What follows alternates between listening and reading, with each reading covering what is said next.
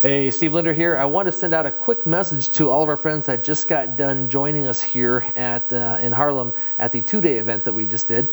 And I know that a lot of you right now, by the time you're watching this, I've asked that this be sent out a few days afterwards because I know that your brain most likely has been mush. And now that your brain is starting to get a little bit less gelatinous and starting to firm up a little bit, I wanted to remush it. No, what I wanted to do is to share with you or remind you about a few of the key distinctions that hopefully when you're reading your notes every night before you go to bed, that it'll remind you of, oh yeah, I remember that. And I know a lot of you've already signed up for the course in June. You can watch a lot of these videos online. Again, there's hours and hours and hours of content on there. But for those of you who haven't yet signed up, I wanted to at least recap a few of the videos to kind of remind your brain or your unconscious mind about, oh yeah, I remember that. One of the first things we were talking about, if you remember here, we're talking about both the conscious mind and the unconscious mind. And you have a conscious mind and you have the unconscious mind. The unconscious mind is that part of you that, again, keeps your lungs breathing, your stomach digesting, and yes, even your spleen. That's right. And essentially, the reason why you felt the way you felt after the course was we put not just a little bit of information in there that got filtered through your belief system, your identity, and your rules of how things should be taught or how people learn or what's possible, impossible, but more of here's a lot of information, a lot of distinctions that, again, it was like a fire hose coming kind of into your brain of knowledge that filled up your normal filters and intentionally overwhelmed you, that all the rest of the information fell into your unconscious mind anyways. Because here's why. Most of you, when you left, your conscious minds were just fried going, what was my name? How long have I been here? And the reason being is that your conscious mind doesn't really matter. What matters or what shows up in your life is your unconscious mind. When you're faced in a situation where consciously you're going throughout the day, your conscious mind is addressing people and interacting with the world and life and clients, your unconscious mind is where all of your resources are. Your unconscious mind is also where all of your resourcefulness is. That's why we wanted to get all this information in here as quickly as possible so that now when you need things, when your conscious mind is going, oh, what do I do? Your unconscious mind says, oh, here's the information, here you go, and you'll know exactly what to do because, hopefully, you have the identity now of being a what? Resourceful person. Remember, we started off with identity, and we'll talk more about that coming up here. This is just a recap to remind you about this. We also talked about your needs. And in this case, we're talking about what needs are your target, what needs are your vehicle. For many people, they say, well, my target need is significance. Well, the reality is actually your target could be significance, but at what expense? What arrow did you use? Who did you fire the arrow through to get significance versus saying, my real target is contribution, or my real target is growth, or my real target is love and connection. And maybe the significance came as a result or as a byproduct of your contribution or your connection, love and connection and so on. And so this is, again, differentiating between targets and vehicle means. Then we talked over here about cause and effect. And again, as you remember, 97% of the world, they live their life at the effect. They say, well, you know what? I can't start this business because of these belief systems that my parents have, or I can't afford this in my life because, my parents said that money is this, or business people are this, or if I look too healthy, I can't start this health program because if I look too good, people will think that I'm less than. Whatever their belief system is, if you're at the effect, or for those of you with clients, if your client's at the effect of something, what that's really telling you is that they're not being a cause, they're choosing to let other people control their lives. Your number one thing for you or for your clients is not, well, I can't do this or that in my life because of blank. You say, no. Here's what I'm going to do. I'm going to start that relationship. I'm going to start that health plan. I'm going to do whatever. I'm going to take a vacation with my family because you know what? I deserve it. I'm going to choose this out of abundance, not out of scarcity. We talked about, again, the victim mentality and really boiling down to all of your decisions, or for those of you that are coaches and clients and practitioners, all decisions usually are evaluated in terms of congruency with your identity. Are the decisions that you're making in your life right now, are they congruent with who you are? So that if you find, wow, when I'm playing small, I know I should be starting this business, I should be doing this or that in life. If it's bugging you, if it's keeping you up at night, that's your unconscious mind inside saying, hey, your identity, you are so much more than this. You may want to put this in your notes. However you define yourself as a person, you're always more than that. That makes sense? Next, we're talking about what? here's where you have your identity and you have references for your identity. And you're going to be looking at, okay, what references are congruent with your identity and what references may be incongruent. And you may be able to take a look at past events in your life and say, you know what, this reference, it means something else. Maybe I can create a scotoma or a gap there to say, you know what else could this mean? Because when you start to change the nature or the meanings to your references, it'll start to change or enhance the identity that you hold for yourself. Here we are talking about what? The Leaning Tower of Pisa. Essentially, the tower itself is totally straight. The challenge is it has a weak foundation. One of the things and one of the reasons why I'm glad you came here this weekend is to not look at people and go, wow, that person's a leaning person. They're a leaning. No, the person themselves, the tower themselves are just fine. You want to look at the things beneath the surface. You want to look at the foundation. What are their foundational beliefs? What you've learned here is what are your foundational beliefs? And then for those of you coming in June, what are the tools and strategies about how to affect change on the unconscious level? You see, all change or all progress happens on the unconscious. If change were just a conscious thing, you'd simply say, okay, it's time to feel good right now. You've got to feel good. The challenge is that's not going to last. What you want to do is you want to look and see what's different on the unconscious level. What's the stuff beneath the scenes, and how can you change out some of these belief systems and not dig it out because then it'll fall over, but how can you do a swap, a little shift after little shift? For those of you that are coaches, when you're working with your clients, it's not just, okay, your life stinks, we're going to throw it away, we're going to start a brand new, no. You change one belief system at a time, one reference at a time, one frame or one meaning at a time with your clients. Does that make sense? Also, by the way, which we didn't cover in class, but you get it now, never take away one vehicle for your client until you've already given them a better choice first. Because you don't want to take away their one way of doing things. You want to give them at least 3 or 4 different choices and then question the one thing they've been doing that maybe hasn't been working and say, do you now have other choices that you can choose? How would you do these new choices? How would you integrate those into your life? And then they'll look at that old choice, what they used to do, and go, man, what kind of a person would have done that? Maybe a person with the older identity, but now you've helped them get identity version 3.0 or 4.0. Coming over here, we talked about the Anthony Robbins 6 human needs. And if you've been to my friend Tony Robbins events, you know how important these are. We have the needs for obviously certainty and variety, love and connection, significance. And what you really want to do, as we talked about before, is know is significant. Is it your arrow? Is it how you get there? Is it the target you're going for? Or preferably, it's the byproduct. Where if you love and you care enough about other people, that man, you're instantly significant. Just because, wow, you're special because you care. Not that you're going for significance or at the significance at the expense of somebody else. Here we are talking about growth and contribution. Again, same type of thing. These right here, as my friend Tony Robbins says, fulfills the needs of the human spirit, while these top 4 needs are your needs that you have, really the primal needs of what you need to experience in order to really have a sense of balance in your life. That if you're not meeting one of your top needs, it's going to cause upset. And remember, if you have people in life where there's something in life that's kind of bugging them, you know what? It usually means that one of their top 2 needs isn't being met. As we look over here, we talked about, again, how we tell 80% of a story, segue into 80% of another story, segue into 80% of another story.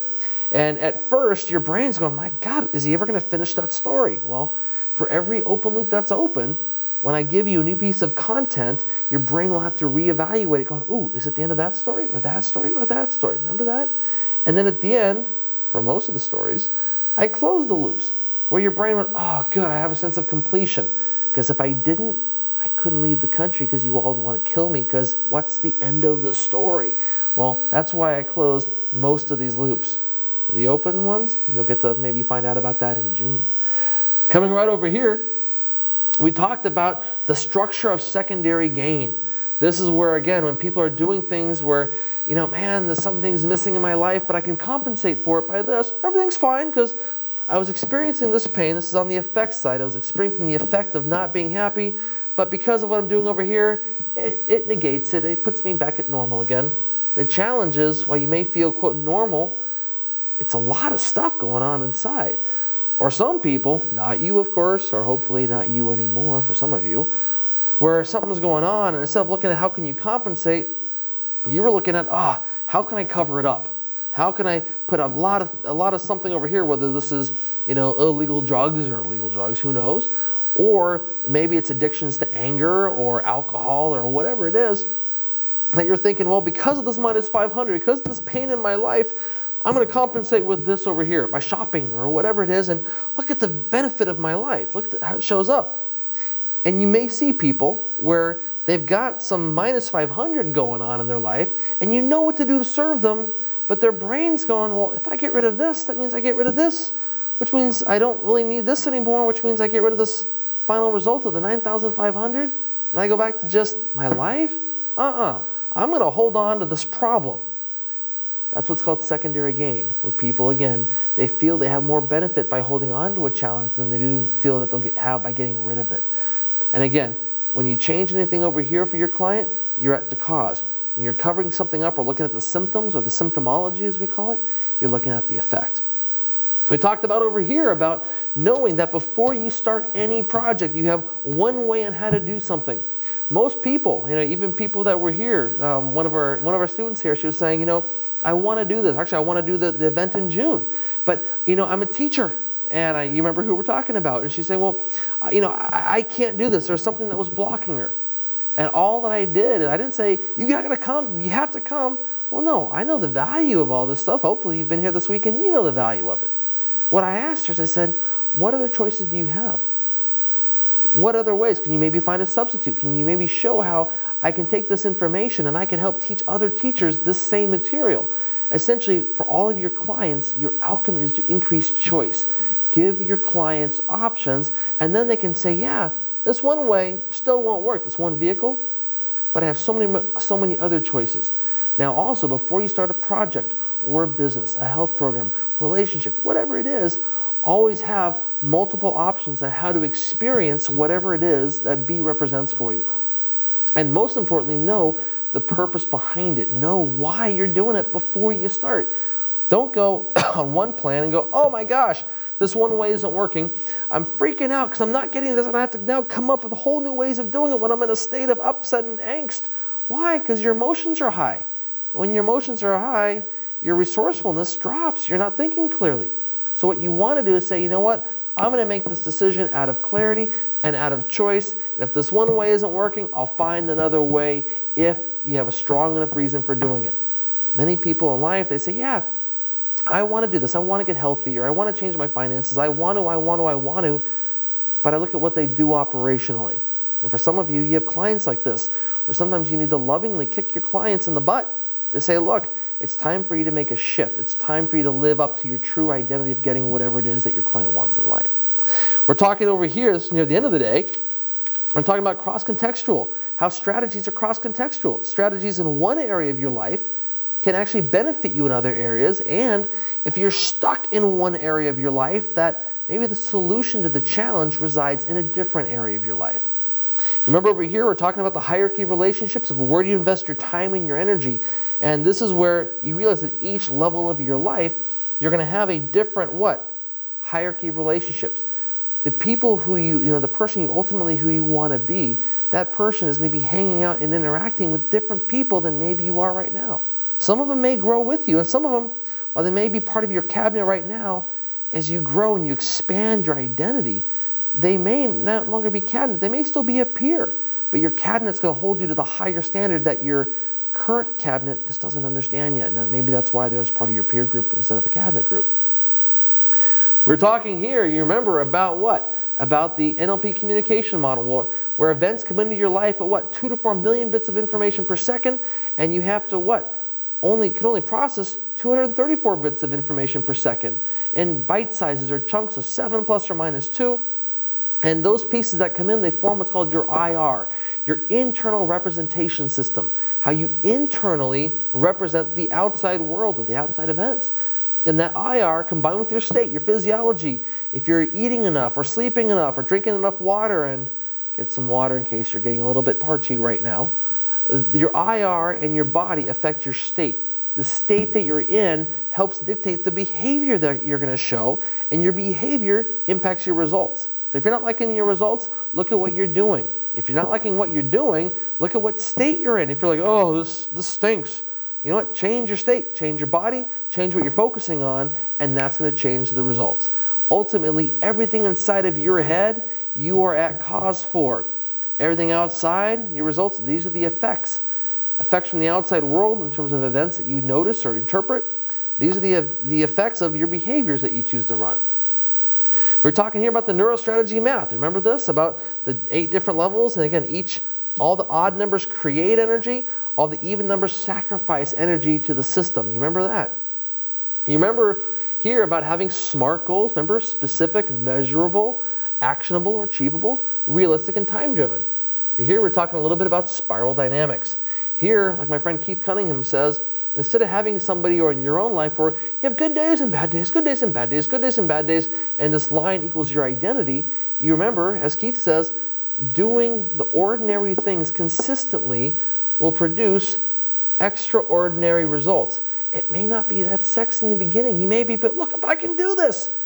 It's not about a matter of what you can do attainably short term. It's what you can sustain long term. That makes sense? Let's come on over here real quickly. Here, near the end of the day, we're talking about the language that you use. If you say, oh, well, I can't do this, or I'm not that's something that is what you're meaning about right now. Oh, in the past, I haven't been able to, or in the past, I chose not to, or I gave the meaning of whatever. The language that you use determines the questions that you ask. So if you ask, why am I so stupid? Well, the word stupid presupposes that you are. And if you ask that question, your brain's going to focus on stupidness, even though there may not be any there. And then you're going to feel awful about it, and you're going to think, my life stinks because I'm stupid. Versus asking a better quality question. For those of you that are coaches, ask your client a better question, they'll get a better answer. So how can I enjoy this process even more? How can I do what I think is a challenge and enjoy it when I'm, during the process or even more afterwards? Because then if you use that language, asking a better question, it'll change what you focus on, which will change how you feel, and ultimately change the results that you get in your life. Over here, we're talking about metaphors, where people will come to you with their pee-pee or their presenting problem. And what you need to do is ask yourself, what's that limiting belief an example of? If some people say, well, I want to buy this car, I want to buy this house, or I want to do this vacation, but I don't think I can afford it.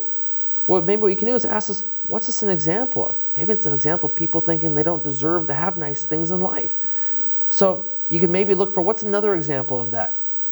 Well, you could either tell a personal story or a story of a client you worked with, or you can say, a lot of people believe in life that they don't, that sometimes things just aren't possible. For many years, people said, the world's flat. And the world's flat, don't even bother to try to sail out. Don't sail out into these new waters because, at some point you're going to fall off. And they would tell themselves those stories to keep themselves safe. So they would tell their friends, you can't do this. You're not supposed to go out sailing because look at that. You go so far we can't see you. And you know what? We've seen other people like Columbus where they've sailed so far and they fell off the face of the earth. We never saw them again until they actually came back and proved, I did it. I can show you how to do it. Have faith in me and I'll show you a way to the new world. Notice all we're doing there is we're using a story to help get people beyond the presenting problem and into a whole new way of thinking where there isn't necessarily a conscious connection to the problem solution. You're telling it through a story. Does that make sense? Let's go ahead and come over here and let's look at what we were talking about in terms of the hierarchy of relationships. So here we were talking about, you remember from my friend Jane, helping to find who are the cabinet members in your life, who are your peers, your friends, your acquaintances, and strangers, and asking yourself ahead of time, and for some of you, if you don't have people in your life like that yet, to say, okay, I'm going to hire a whole new company, or I'm going to hire, whether for a team or your personal life, if I'm going to choose who do I want to invest the most of my time with, where do I want to spend my time, don't spend your time with people that are going to be sucking the life out of you. You want to spend your time with people who are contributing to you and who you can also contribute to. These are going to be your cabinet. Who are your peers? And remember, what are their qualifications? What must they do? What must they never do? And it's not just a matter of, I'm going to have all these rules for them, but you also want to make those rules measurable. Remember, we talked about that, like playing the soccer game. You also want to look at, what are my obligations? What must I do for strangers, acquaintances, friends, peers in cabinet, and what must I never do? It's kind of your code of conduct in working with them. We talked about the bag, or the problem, not problem.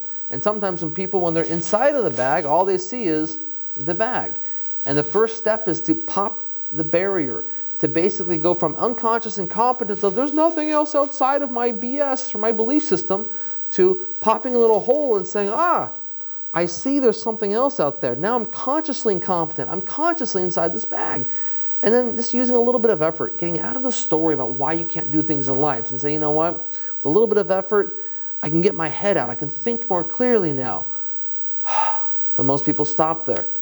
It's not a matter of what you get into your head or your conscious mind. It's a matter of what you get into your body or your unconscious mind. We talked about how you see people's symptoms in life and how those symptoms are the results of belief systems. And those belief systems oftentimes come from a root cause and the decision that you made as a result of that cause. You see, many people in life, they say, well, here are these symptoms. It's showing up in every area of my life. Sometimes you have to look for what's the one thing that would make the biggest difference. What's the one thing that would make the biggest difference in my client's life right now? Here we're talking about relationships. It can be personal, business-wise, where if you're going to go into business with somebody, you need to be very clear of, okay, we're going to go into this partnership, and our business relationship is here, but if they leave, I'll feel incomplete. Our products won't get delivered to the market, whatever it is. Versus like a joint venture, where I know who I am or my business is, I know who you are, and we're going to form the business relationship in the middle that this business or this relationship will expand or add depth to my identity, not limit it or take it away. And I'm not going to just merge my company in with your company.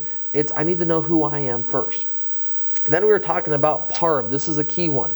Remember about potential, actions, results, beliefs, your identity, and asking yourself 4 questions. What does this mean? What do I need to learn? How can I integrate this? And how can I share this?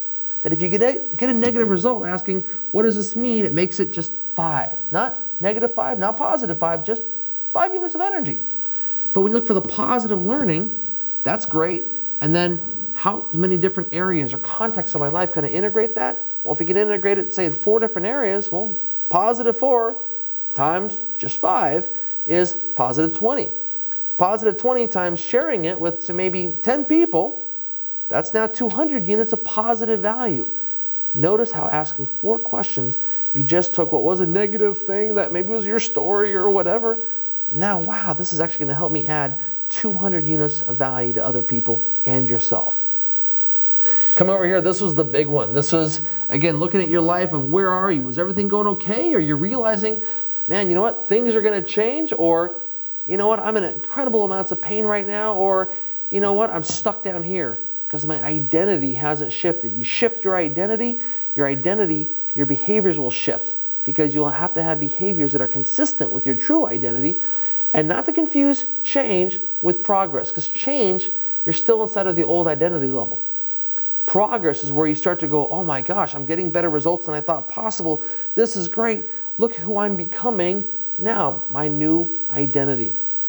We're talking about how this is part of spiral dynamics, how these come in waves and they come in shifts.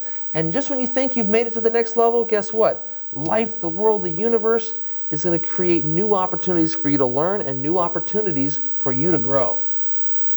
And we talked about in life, besides taking 10-minute breaks, where at times in life there's where you need to look at not what you have to add to your life to get it to work, but to learn the strategies or the neurostrategies for you and your clients to get rid of what's not working. That's far more powerful than simply adding new skills and tools. That's one of the things that, again, I'm looking forward to teaching you, not only in June when many of you come, but also in the rest of your life. I want this to be an ongoing relationship. So it's not just okay, I came and I saw and I'm going to work on it. No. You need to shift your identity and you need to look at how can I integrate these new distinctions into my life right now.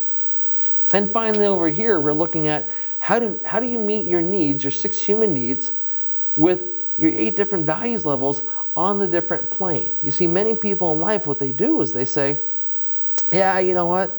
I want to get to the next level, but they're not clear about what the next level is. I want to help other people, but they're not sure on how to help themselves first. one of the things that I know for me, how I went from my achieving mode just to giving mode. Now what I want to do is I want to help others achieve and give in a sustainable way. So for those of you that are business owners or coaches or parents, or if you deal with other human beings, that's the reason why I came over here this weekend, is to help share these tools, share these strategies. And quite honestly, it's not a course where here's a book. What this is I want you to learn from experiences of over 20 years of dealing with the neurosciences with thousands of people around the world. I want you to basically kind of, pick up where I'm leaving off, to kind of say, look, I'm not going to teach you and I'll coach you for 20 years like it took me. I want to have it to where I can take decades, compress those into days and minutes and hours, and say, look, here's what I've learned, a lot of times by not getting the result that I wanted, so that you can start and go for evolutionary growth, so that you don't have to go down into this. You can learn from other people who have, me included, and how can you get to the next level, and how can you help your clients get to the next level as well. Now, if a lot of people are asking, well, okay, so what exactly is this going to be like in June? This will be a lot of information, just like this video is. This should have been about a 5-minute video. Apparently I'm a little bit over on the video right now. It's quite honestly, it's how we roll in terms of with SRI and Succesgids. We want to make sure you have more than enough resources. The question is, are you going to be resourceful? Again, you know this content has changed your life. You know this content will change your life going forward, especially when you dive deep just for a few days. Some people say, well, I don't know if I have the time. Who doesn't have the time 4 or 5 days to invest in the rest of their life if they know that the rest of their life is worth it? Hopefully you got a lot of value out of this weekend. Again, this is just a smidgen of what we've covered. My outcome is that I get to spend more time with you, share more distinctions, also learn from you as well, and hopefully we can do that here in June. So there should be a link on the video right below here. Go ahead, click on the link, and I'll see you in June at the Neurostrategist certification training. I'll see you there.